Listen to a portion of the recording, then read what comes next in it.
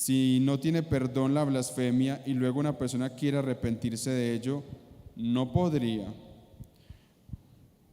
Esa es la Sí, pregunta. ya la respondió, no podría. No podría. No tiene perdón en este tiempo, ni en este mundo, ni en el otro, dijo Jesús. O sea, eso no lo podemos cambiar. La única salvedad en la blasfemia es que la persona haya blasfemado en ese tiempo de la ignorancia cuando no tenía conocimiento de Dios. Es la salvedad que aparece en 1 Timoteo 1:13, ¿correcto?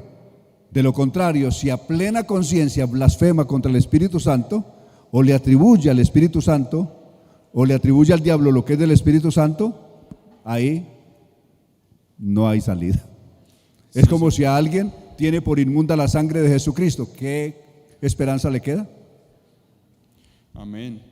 El que convence de pecado es el Espíritu. Si se blasfema contra él, el Espíritu no redarguye arrepentimiento. Pastor, el hablar en lenguas es la única evidencia que tengo el Espíritu Santo. Una cosa es tener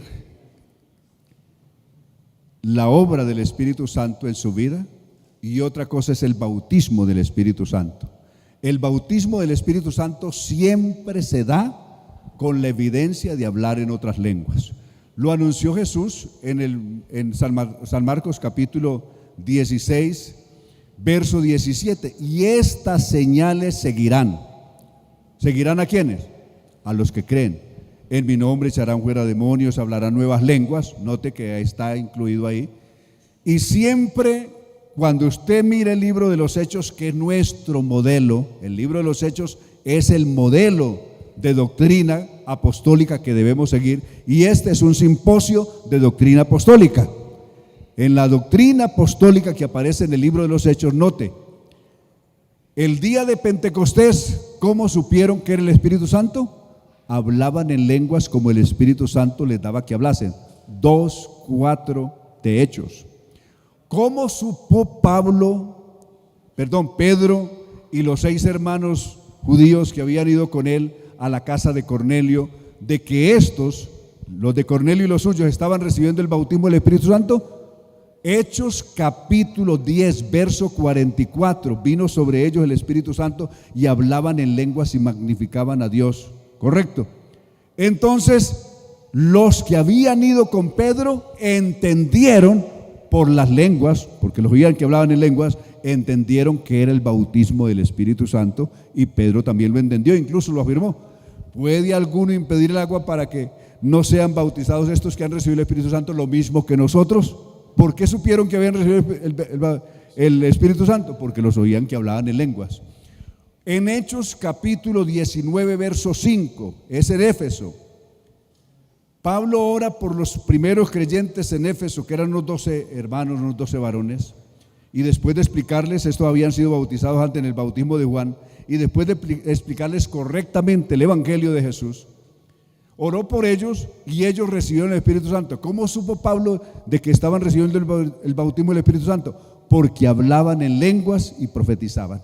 Amén. Amén. Entonces, siempre el bautismo del Espíritu Santo, no la obra del Espíritu Santo, sino el bautismo del Espíritu Santo, tiene como señal en la Biblia, en nuestro modelo apostólico, que es el libro de los Hechos, la señal de hablar en otras lenguas. ¿Correcto? Amén. Bueno. Distinto de la obra del Espíritu. La obra del Espíritu comienza en una persona desde que le da, lo interesa, lo mueve a que busque de Dios, a que estudie la palabra de Dios, a que lea, a que vaya y escuche, a que se arrepienta. Filipenses 2:13. Dios es el que produce en vosotros así el querer como el hacer por su buena voluntad. ¿Correcto? ¿Qué produce primero el Espíritu del Señor? Querer. Ay, yo quiero ir a ese culto, yo quiero leer la Biblia. Uy, yo quiero cantar alabanzas. Uy, yo quiero orar. Uy, yo quiero ayunar. Produce Dios ese querer. Amén. Y a través de ese querer produce todo lo demás. Dios es el que produce en vosotros el querer como el hacer por su buena voluntad. Gloria al Señor. Pastor, si el Espíritu Santo, aquí varias preguntas, si el Espíritu Santo es un don, ¿podría haber hermanos que no reciban este don ¿podría alguien servir en la obra del Señor sin ser lleno del Espíritu Santo? Y dice, recibí el Espíritu Santo en mi casa en presencia de mi madre y mi hermana. ¿Debería decírselo al pastor o esperar a que Dios le confirme a él? A ver, antiguamente se hablaba mucho de la confirmación. Ay, hermano, yo recibí el bautismo del Espíritu Santo, pero necesito la confirmación. Ese fue un medio que nosotros nos inventamos o que de alguna manera salió por una tradición, ¿cierto, hermano? Que antiguamente se hablaba de eso, hermano, yo recibí el bautismo del Espíritu Santo, pero necesito confirmarlo. A nuestro hermano tiene la participación en esto. Gracias, sí, para aportar un poquito o para identificarme con lo que el hermano Antonio está respondiendo. A mí me sucedió, en una vigilia el Señor me bautizó con el Espíritu Santo y de mi propia familia, una prima de nombre Gloria, al amanecer me dijo: Dios te bendiga, Marildo, te felicito porque el Señor te bautizó con el Espíritu Santo. Hasta ahí todo iba bien y yo contento y gloria a Dios. Lo que no me gustó fue lo que dijo después. Seguidamente dijo: ahora pídele a Dios que te confirme el bautismo del Espíritu Santo.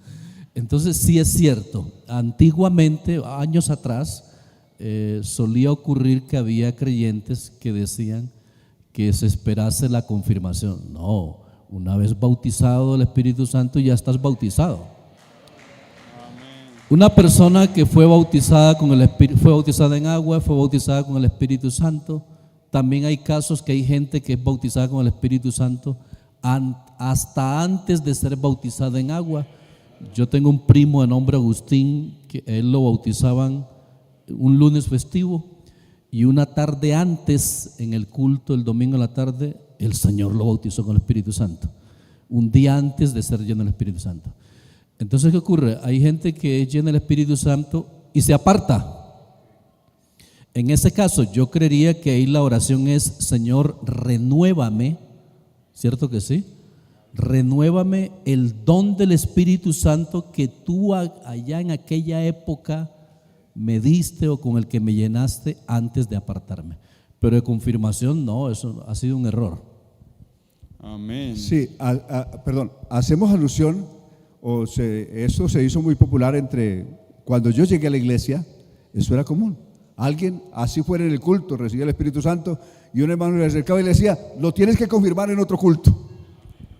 Yo tenía como 15 días de haber sido bautizado en el nombre del Señor y me fui a evangelizar tenía 3 meses, me fui a evangelizar a mi padre, que era muy contrario al evangelio, y ese día me recibió, me mandó llamar y me recibió y le hablé del evangelio y me acompañó a un culto de una iglesia que quedaba cerca donde él vivía. Yo feliz, me dijo: mañana se va, venga conmigo a mi casa, y porque él me había echado de la casa por causa del evangelio, me había echado antes. Entonces, venga esta noche a mi casa y amanece ahí. Me regresé con él a la casa y tenía una felicidad de que mi papá por fin, que me había echado de la casa y que no quería tener un hijo protestante nunca en la vida y que le daba vergüenza, y que me hubiera recibido, y no solamente me hubiera recibido, sino que me hubiera acompañado al primer culto y que hubiera aceptado que yo le leyera la palabra de Dios y le explicara. Yo estaba feliz. Cuando me fui a la habitación a dormir, tenía un gozo enorme en el corazón. Yo no estaba pensando en recibir el bautismo del Espíritu Santo, no, tenía el gozo más grande porque mi papá, por fin, Dios había hecho la obra en él y lo vi llorando allá en el culto, quebrantado, tocado por el Señor, una persona tan religiosa como era.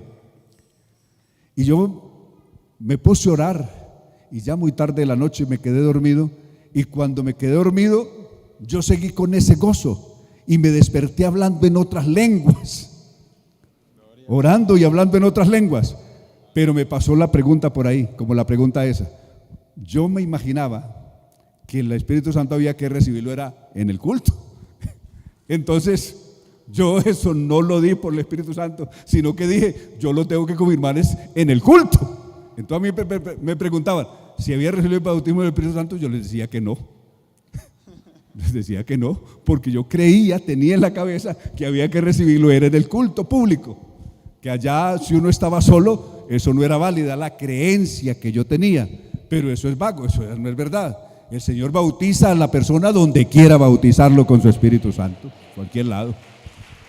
Gloria a Dios. Esta misma persona pregunta que si le cuenta a su pastor o que si Dios le revela al pastor directamente. Sí, claro. Que le cuente al pastor. Ajá. Amén. Sí, ¿no? Bueno, aquí preguntan, ¿el Espíritu Santo que el Padre dará a los que lo pidan es el mismo Espíritu al que se refiere Hechos 2:38? Claro, el mismo. Listo. No hay diferencia. Pastor, ¿el interpretar en lenguas es un don de momento? ¿Se da en algún momento dado o se estudia y se conserva como un buen comportamiento? La interpretación de lenguas. Es un asunto circunstancial. Como veíamos, es un asunto, ninguno de esos dones son permanentes. Todos se manifiestan en la circunstancia. Hay cantidad de ejemplos. En Hechos capítulo 2, había la necesidad de que 17 delegaciones venidas o personas venidas de 17 países oyeran el evangelio de Jesucristo. Y el Señor puso a los 120 a hablar en los idiomas de esos 17 países que estaban ahí. Todos hablaron en esos 17 idiomas. ¿Sabía Pedro y sabía Juan esos idiomas? No lo sabían. Ellos hablaron en lenguas como el Espíritu Santo les daba que hablasen. Era que Pedro y Juan después, Pedro y Juan y los demás apóstoles, después de eso siguieron hablando en esos idiomas. No, eso fue circunstancial. Ellos no sabían esos idiomas. Y después de que paró el Espíritu Santo, en ese momento el bautismo del Espíritu Santo paró, ellos de esos idiomas no sabían nada. ¿Correcto? Fue un asunto circunstancial. ¿Correcto? Eso es. Listo. Pastor, entre los dones del Espíritu Santo, ¿cuál es el don más poderoso del Espíritu? Aquí preguntan. ¿Y quién podría tenerlo? ¿Cómo se obtiene? En primer lugar, les hago saber que no existe un don más poderoso. Mire, los dones del Espíritu Santo, tengamos esta claridad, el dueño de ellos es Dios. ¿Correcto? En segundo lugar, vamos a recordar Romanos capítulo 12. ¿Cuántos recuerdan Romanos capítulo 12? Note lo que dice: os ruego por la misericordia de Dios que presentéis vuestros cuerpos en sacrificio vivo, santo, agradable a Dios, que es vuestro culto racional. Que no os conforméis a este siglo o a este mundo, o no se adapten a este mundo, sino transformados por medio de la renovación de vuestro entendimiento. ¿Para qué? Para que comprobéis cuál sea la buena voluntad de Dios, agradable y perfecta. Ninguno tenga más alto concepto de sí que el que debe tener. ¿Qué le dijo? Ninguno salga diciendo: yo tengo el don más grande, el don mayor lo tengo yo, me tocó a mí el premio mayor, yo tengo el don más grande. Eso es mentira, eso es falso. Los dones están repartidos en el cuerpo. Los dones son la forma como funciona un organismo. Dígame, ¿cuál en el cuerpo es el órgano más importante que pueda decir: yo funciono sin necesitar aquel? Hay una diferencia enorme, quiero que entiendan esto. Hay una diferencia entre una organización y un organismo. La iglesia es un organismo cuando se habla de la iglesia como cuerpo de Cristo. Como cuerpo de Cristo, la iglesia es un organismo. ¿Qué diferencia tiene con una organización? En una organización, un empleado en un momento dado puede cumplir dos funciones. ¿Correcto? Por ejemplo, es contador, pero puede ser también el gerente o el administrador de la empresa. ¿Sí o no? En el organismo que es la iglesia, ¿puede un órgano de la iglesia cumplir dos funciones? ¿Puede hacer el hígado la función que hace el corazón? Un órgano solamente puede cumplir una sola función. ¿Puede la nariz cumplir la función que cumplen los ojos? ¿Qué tal le parece? Las orejas podrán cumplir la función que cumplen los pies. Entonces, en las organizaciones una organización puede funcionar a pesar de haber suprimido varios cargos. En cambio, un organismo como la iglesia puede sobrevivir y funcionar bien si le han amputado a algunos de sus miembros. Entonces, no se puede ver la iglesia como cuerpo de Cristo como una organización. Organización funciona de otra manera, es decir, en la iglesia funciona de otra manera, aunque siempre siendo la cabeza Cristo. Las demás organizaciones funcionan teniendo de manera piramidal. Hay desde el obrero raso, los que tienen ciertos cargos de poder, hay un gerente, un administrador, un presidente. Las empresas funcionan de manera piramidal. En nosotros aquí, en Cristo, todos somos iguales. Que unos cumplamos el ministerio de pastor o de esto, pero no hay nadie que sea mayor que el otro hermano. Todos en Cristo somos iguales. Aquí el único grande es Jesucristo. De ahí para abajo todos estamos a la misma altura. Gloria al Señor. Y si alguno se cree el más importante, será vuestro servidor, será vuestro esclavo. Eso es. Así es. Amén. Pastor, si es cierto, que explique el texto, los dones son irrevocables y el llamamiento de Dios. Y también si se puede confundir un don con un talento. Sí, veamos, ya vimos que el ser apóstol es un don de Dios, pero Judas lo mantuvo a pesar de que había pecado, lo perdió. Es necesario que elijamos otro para que ocupe el lugar de este que cayó. Claro. Otro lo reemplaza. No dejes tu lugar para que otro tome tu corona. ¿Correcto? Esto Dios lo da, y el día que la persona perdió esa dignidad, ese día lo perdió. Ahí se acabó. ¿Correcto? Le dio el don de maestro, y el día que perdió esa dignidad, ¿de qué le sirve lo que aprendió, lo que sabe? De nada. El perfume es importante y tiene valor hasta el día que le cayó una mosca.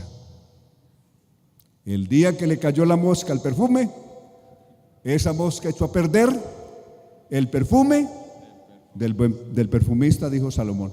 O sea, hasta ahí le dura el efecto, o la belleza y su aroma fue importante hasta ahí, hasta la mosca. Entonces, esto se puede perder. ¿Cuál es la partecita que sigue? Se puede confundir un don con un talento. Mire, los dones de Dios se pueden llamar talentos. También pueden recibir el nombre de talentos, los dones. Ejemplo, Jesús citó una parábola, Mateo capítulo 24, 25, 14 en adelante, habló de los talentos, después de hablar de las 10 vírgenes.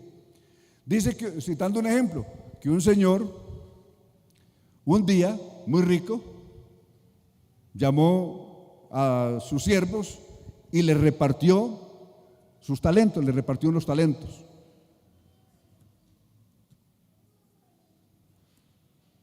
A uno le dio, ¿cuánto le dio a uno? 5. A otro le dio 2. Y así, sucesivamente. Eso es simplemente por decir algo. ¿Y qué les dijo? Trabajad. Talentos. ¿Cuándo regresó? ¿Qué pasó? El que había recibió 5, ¿cuánto le llevó? 10. Otro llevó 2. Y uno que había recibido apenas 1, ¿cuánto llevó? Llevó solamente lo que había recibido. Correcto. Entonces, talentos. Pero note que estos siervos, ¿de quién lo recibieron? ¿Eso era de ellos o lo recibieron de su señor? En este caso, hay talentos o dones que como dijimos desde el principio, reciben exclusivamente de Dios. Hay talentos que son plenamente naturales, no confundirlos. Por ejemplo, El talento de la música es un talento humano, una habilidad humana. La persona nace con él y las escuelas se lo pulen. El canto es un talento natural que nace con la persona y las escuelas y las academias y los diversos lugares de formación lo que hacen es canalizársela, perfeccionársela, cómo lo debe hacer mejor. Y así sucesivamente. Entonces, no confundir las habilidades o talentos humanos naturales con los talentos o con los dones dados exclusivamente por Dios. Son dos cosas distintas. Ok, vamos con las últimas dos preguntas. ¿Los dones solo se reciben con el bautismo del Espíritu Santo? Los dones se reciben con el Espíritu Santo. Diríamos que hay algunos dones que se reciben por la obra del Espíritu Santo. Ejemplo, palabra de ciencia. Los dones operacionales, como tener la capacidad de discernir, de interpretar, de entender la palabra de Dios, eso comienza con la obra del Espíritu Santo, que se perfecciona y se canaliza mejor a partir del bautismo del Espíritu Santo. Pero Pedro, Juana y los apóstoles entendían ya bien la palabra de Dios, aunque no habían recibido el bautismo del Espíritu Santo, ¿correcto? Y así se puede ver en muchas personas que pasó esto.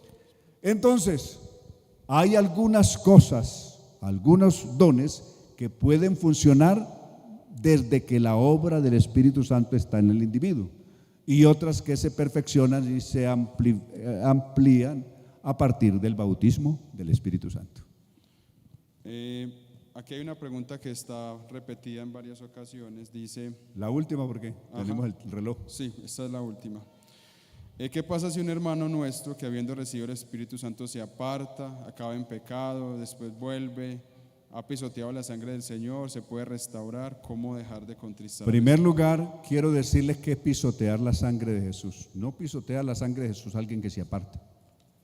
Es un error. Quien pisotea la sangre de Jesús pasó en el caso de los Gálatas, pasó en el caso de los creyentes hebreos, que habiendo creído en el Señor, después a alguien se les ocurrió decir que tenían que volverse otra vez a la ley, a los rudimentos de la ley, y volver otra vez a los sacrificios y volver a hacer expiación por sus pecados a través del sacrificio de animales. Y salieron diciendo que tenían que volverse a esos sacrificios porque la sangre de un hombre, era el argumento, era inmunda. La sangre de un hombre puede ser inmunda, pero no la sangre de Jesucristo. La sangre de Jesucristo, les explica Pablo en Hebreos capítulo 9 verso 13, les hace este ejemplo. Si la ceniza de la becerra rociada a los inmundos santifica para la purificación de la carne, ¿cuánto más? No la sangre de un hombre, sino la sangre de Jesucristo, ofrecida mediante el Espíritu eterno, limpiará vuestras conciencias de obras muertas para que sirváis al Dios vivo y verdadero. Entonces, los que se volvieron atrás, habiendo creído en el Señor, y alguien les hizo creer que la sangre de Jesucristo no servía, que porque era la sangre simplemente de un hombre y era inmunda, y tenían que volverse otra vez a la sangre de carneros o de becerros o de corderos, y tuvieron por inmunda la sangre de Jesucristo. Si una persona cree que la sangre de Jesucristo es inmunda, ¿con qué podrá purificarse? ¿Qué lo limpiará? Si solo la sangre de Jesucristo, el testigo fiel, Apocalipsis 1:5, el primogénito de los muertos, el que nos amó y nos ha lavado de nuestros pecados con su sangre. Amén. A Él sea la gloria y la alabanza para siempre. Entonces, una persona que se apartó hoy, que se aparta hoy, que se ha ido del camino, no ha pisoteado la sangre de Jesús. Él no cree que la sangre de Jesús sea inmunda. Claro. Se apartó por cualquier otra cosa, pero él no está pensando que la sangre de Jesús es inmunda. Todavía sigue creyendo que si se arrepiente, la sangre de Jesucristo lo puede limpiar de todos sus pecados. Amén. Gloria al Señor Jesús. Bueno, mi hermano, vamos a tener un receso en este momento para escuchar la última ponencia.